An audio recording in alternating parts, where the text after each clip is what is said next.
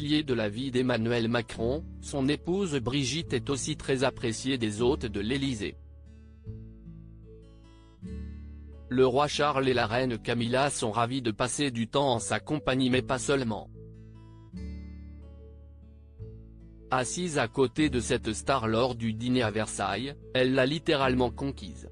La venue de Charles III en France, premier voyage officiel en tant que roi, fait couler beaucoup d'encre, notamment un événement, le somptueux dîner organisé à Versailles le mercredi 20 septembre 2023.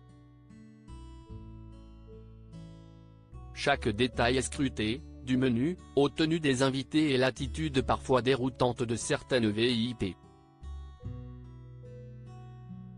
Repas fastueux, il était aussi l'occasion de faire se croiser des personnalités d'univers très variés, comme Gérard Larcher, président du Sénat, et Mick Jagger. La première dame de France Brigitte Macron a aussi retenu l'attention d'une star de cinéma. BFM TV a tendu son micro aux convives du dîner après le repas. Les journalistes de la chaîne d'info en continu ont ainsi capté le ressenti d'un très célèbre acteur qui avait le plaisir de compter parmi les invités, Hugh Grant. Selon les informations de BFM TV, Hugh Grant s'est assis à la droite de Brigitte Macron. L'acteur n'a pas manqué d'éloges pour la première dame française, dans la langue de Molière qui plus est, elle était charmante. Qu'elle était charmante.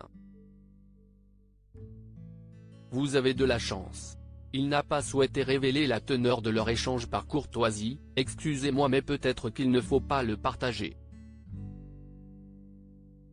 Il précise ne pas avoir pu parler à son époux Emmanuel Macron, tandis qu'il a pu dire hello à sa majesté. Élégance à la française et à l'anglaise, la fringante star de 4 mariages et un enterrement a partagé ce moment avec son épouse Anna Eberstein, époustouflante dans une longue robe noire associée à un collier de perles XXL. De son côté, Brigitte Macron a misé sur une splendide robe Louis Vuitton d'une couleur assortie à celle de la reine Camilla. Deux femmes qui se sont retrouvées le lendemain pour une visite de la Bibliothèque nationale de France, un moment délicieux pour ces deux personnes férues de littérature.